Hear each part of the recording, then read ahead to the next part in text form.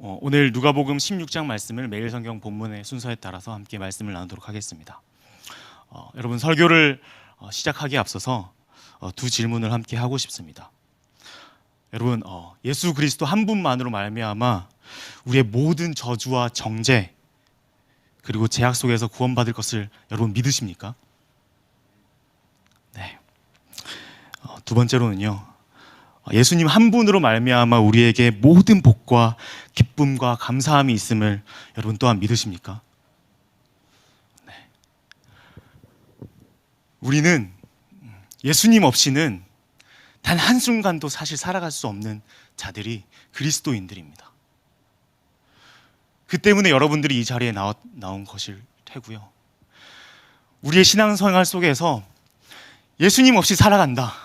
그것은 마치 숨을 쉬지 않고 살아가는 것과 동일합니다. 오늘 말씀에도 여전히 그 예수님의 복음이 나오는데요. 우리 16장 1절 말씀을 보시면 이 말씀을 듣는 청자가 나옵니다.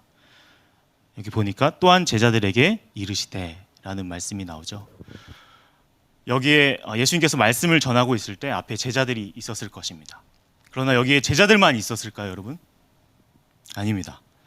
여기엔 제자들뿐만 아니라 15장 1절 말씀을 보니 모든 세리와 죄인들이 이 말씀을 들으러 가까이 왔습니다. 또한 누가 있었냐 하면 바리새인과 서기관들이 있었습니다. 여러분, 우리가 흔히 하는 오해가 무엇이냐면 세리와 죄인들은 갈급한 마음과 뭔가 예수님을 초롱초롱 바라볼 것만 같은 그런 구원의 손길을 바랄 것만 같은 그런 간절한 마음으로 우리가 왔을 것 같고, 바리새인들은 뭔가 턱에 살이 많고 부유한 모습으로 누군가를 정죄하기 위해 왔을 것 같은 그런 모습으로 우리가 상상을 하지만 사실은 그렇지 않습니다. 오히려 여기 나오는 바리새인과 서기관들은 저처럼 선한 얼굴을 가지고 있었을지도 모르겠습니다. 웃음 포인트였는데 네. 결국 바리새인과 서기관들은 여러분들이 생각하는 것처럼, 그리고 흔히 우리가 오해하는 것처럼 예수님을 너무나도 싫어하고 하나님을 너무나도 싫어하고 탐욕의 상징, 뭔가 욕심의 상징으로 우리가 볼 것 같지만 사실 그 당시에 바리새인들은 많은 이들에게 존경을 받았습니다. 선한 일을 하고 하나님의 말씀을 너무나도 잘 지켰기 때문에 그들은 많은 이들에게 존경과 칭송을 받았던 것이죠. 그런데 여기서 15장 2절 말씀에 보니 바리새인들과 서기관들이 죄인들을 보면서 수군거리는 모습이 나옵니다. 우리가 마치 이 모습도 생각할 때 죄인들을 두면서 저 죄인이래, 어떻게 저럴 수 있어, 우리가 마치 그렇게 볼 수 있지만 이스라엘 역사를 살펴보면 이스라엘 사람들이 포로로 끌려가고 하나님의 심판을 받게 되는 이유가 무엇이죠? 율법을 지키지 않았기 때문입니다. 그들이 죄인된 자리에 있었기 때문입니다. 그렇기 때문에 바리새인들과 서기관들은 더 이상 하나님의 심판을 받지 않기 위해서 하나님을 더욱더 사랑하는 마음으로 그들은 율법을 지켰을 것입니다. 그리고 하나님의 율법을 더욱더 사랑했을 것입니다. 그리고 죄인의 자리에 거하지 않기 위해서 그들은 부단히 노력했을 것입니다. 그런 우리가 전제를 가지고 우리가 비유를 바라봤으면 좋겠는데요. 그들을 향해서 예수님께서 비유를 말씀하십니다. 우리가 너무나도 잘 아는 그 탕자의 비유를 전하고 있을 때 그 탕자가 많은 재산을 낭비하고 다시금 아버지께로 돌아오게 됩니다. 그런데 그 율법에 의하면 그렇게 부모를 무시하고 부모를 존경하지 않은, 그리고 거기에 재물까지 탕진한 그 아들이 돌아올 때 율법에 의하면 그에게 어떻게 해야 되죠? 돌을 던져서 죽이는 것이 마땅합니다. 바리새인들과 율법을 행하는 자들이 긍휼이 없기 때문입니까? 아닙니다. 악한 것은 제하여야 합니다. 그래야 그들이 하나님 안에서 살 수 있기 때문입니다. 악한 것을 그냥 두면 그들은 또 심판을 받을 수밖에 없습니다. 그렇기 때문에 악한 것은 당장에 제하여 버려야 하고 죽여야 하는 것이죠. 그런데 예수님은 어떻게 하죠? 어떻게 말씀으로 전하고 있죠? 아비가 달려나와 그 아들을 끌어안습니다. 이것은 율법에도 맞지 않은 이야기입니다. 그리고 하나님을 사랑하는 것 같지도 않은 내용일 수 있습니다. 바리새인들과 서기관들에게요. 그리고 오늘 나오는 두 번째 비유가 불의한 청지기 비유입니다. 여러분 지극히 상식적으로 한번 생각해 보았으면 좋겠습니다. 어떤 한 청지기가 있는데요. 그 청지기는 주인의 모든 소유를 관리하는 자였습니다. 우리가 보디발 그리고 요셉의 사건을 통해서 우리가 볼 수 있는 것은 그 요셉이 보디발의 청지기였고 관리자였습니다. 그에게 모든 신뢰를 얻었기 때문에 그의 모든 재산을 관리할 수 있게 된 것이죠. 여기 나오는 청지기도 아마 주인의 모든 신뢰를 얻었던 것 같습니다. 그런데 어느 순간 그가 주인의 재산을 낭비하고 탕진하고 있다는 이야기가 주인에게 들려오게 됩니다. 그 주인이 청지기에 가서 어떻게 하죠? 여러분들 같으면 어떻게 할까요? 그리고 제 같으면 당장에 해고할 것입니다. 불의하기 때문이죠. 자기 주인의 재산을 탕진하기 때문이죠. 그래서 여기도 동일하게 그 주인은 그 청지기를 해고하게 이릅니다. 그 청지기는 이제 살 길을 찾아야 해요. 내가 여기서 잘리면 정말 이제 굶어 죽을 텐데 누구에게 빌어먹기는 부끄럽고 힘을 쓰기에는 내가 너무 힘이 없어서 어떻게 할 수 없는데 어떻게 해야 될까? 어떻게 해야 될까? 그러다가 한 묘수를 발견하게 됩니다. 그것이 무엇이냐면 주인에게 빚진 자들을 불러 모읍니다. 그리고 나서는 그들에게 빚을 탕감해 주죠. 그리고 절반으로 깎아주고 엄청 깎아줘서 그들에게 혹여나 자신이 여기서 잘리더라도 그 사람들이 나를 자기 집으로 영접할까 싶어서 그들을 다 불러서 그 빚을 탕감해 줍니다. 여러분들이 주인이라면 여기서 어떻게 하시겠습니까? 주인의 재산을 낭비하는 이 청지기가 어쩌면 그 주인의 재산을 더 낭비하는 더 불의한 행동을 하게 됩니다. 그러면 이 주인은 그리고 여기서 함께 그 말씀을 듣던 이들의 반응은 당연히 그 사람을 자르는 것이 오히려 더 큰 처벌을 주는 것이 마땅하다고 이 말씀을 듣고 있는 청자들은 당연히 그렇게 이해했을 것입니다. 그런데 예수님께서 이 비유를 말씀하시면서 뭐라고 말씀하시죠? 칭찬하였다. 지혜롭다. 오히려 빛의 아들들, 하나님과 함께하는 자들보다 더 지혜롭다고 말씀합니다. 여기서 바리새인과 서기관들의 반응은 어떠했을까요? 우리가 그 말씀의 반응을 우리가 함께 살펴볼 수 있는데요. 14절 말씀입니다. 바리새인들은 돈을 좋아하는 자들이라 이 모든 것을 듣고 어떻게 한다고 했죠? 비웃습니다. 왜냐하면 예수님은 전혀 율법에 관한 대로, 율법에 말한 대로 말씀을 전하고 있지 않기 때문입니다. 오히려 그 반대로 말을 하고 있기 때문입니다.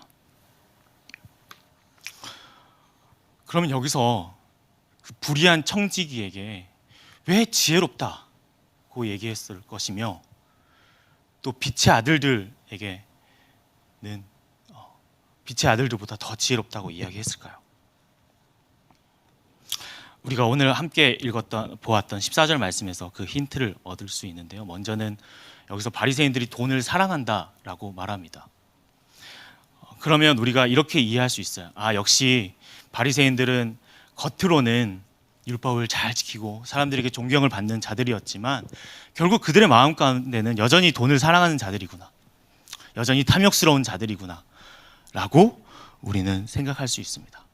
하지만 이 당시에 역사학자였던 요세푸스에 의하면 바리새인들은 말이죠, 율법을 굉장히 사랑하는 사람이었고 그들은 단순한 원리로 살았으며 사치에 굴복하지 않았다라고 이야기합니다.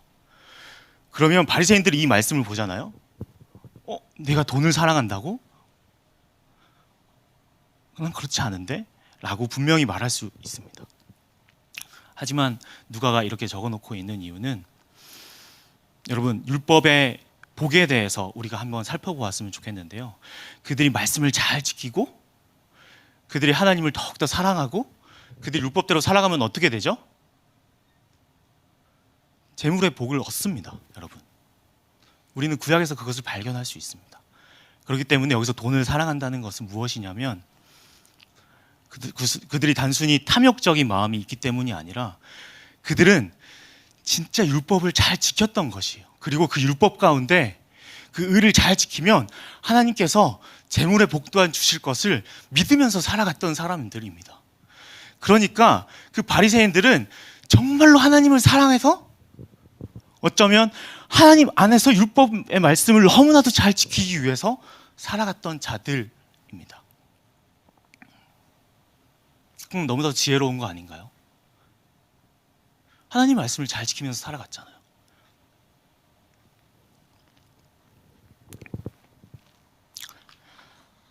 하지만 여기서 진짜 이야기, 진짜 지혜를 예수님께서 말씀하고 계십니다.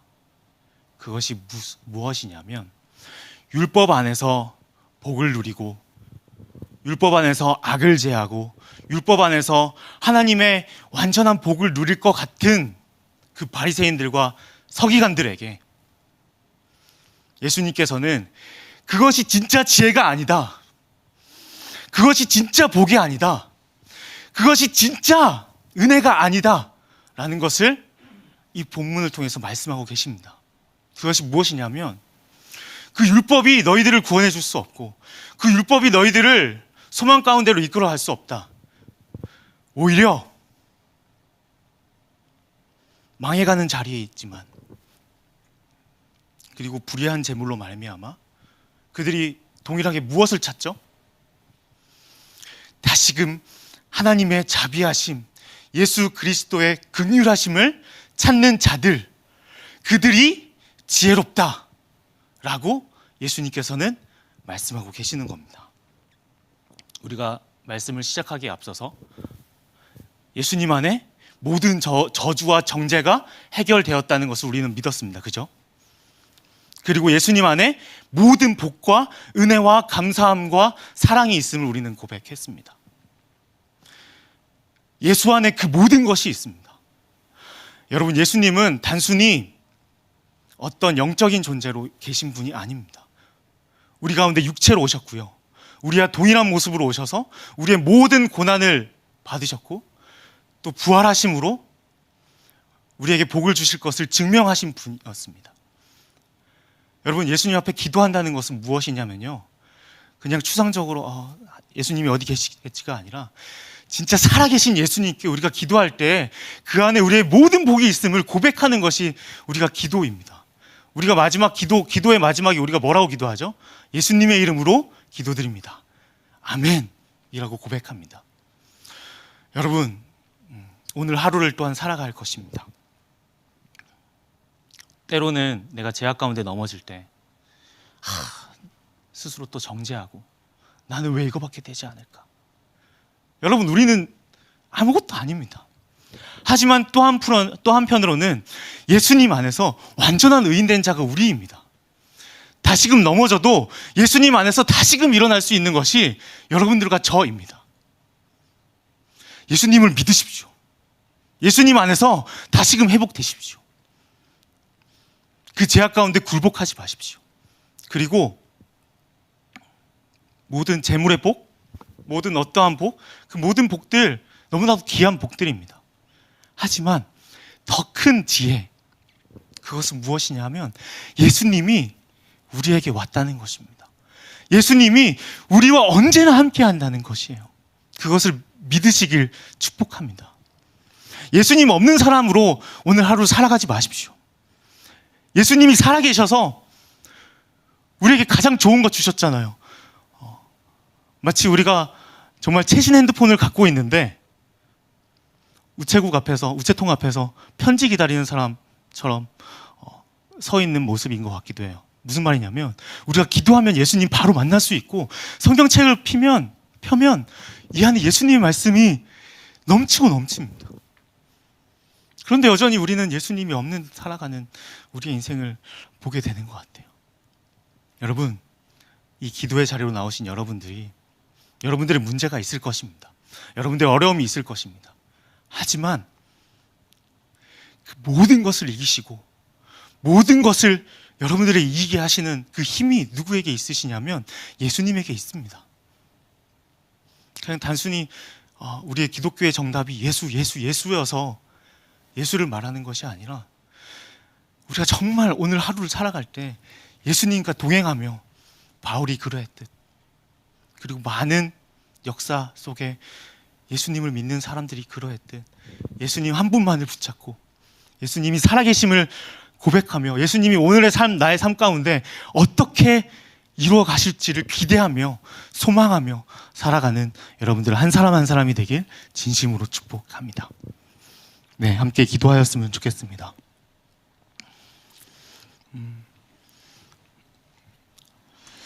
하나님, 오늘 말씀 가운데 우리가 다른 무엇들도 우리의 삶을 책임질 것만 같은 수많은 것들이 있지만 그것들을 붙잡지 아니하고 다시금 예수 그리스도 한 분 살아계셔서 역사하시며 우리와 함께 하시겠다고, 다른 어떤 축복보다도 우리와 함께 하시겠다고 하신 그 예수님 앞에 다시금 예수님과 손잡고 가장 지혜로운 방법, 예수님을 찾는 것, 그 나라에 침입하는 것, 그것을 기대하며 신뢰하며 나아갈 수 있는 저희 모두들 되게 해달라고 함께 기도하며 이 문을 나서길 축복합니다. 함께 기도하겠습니다.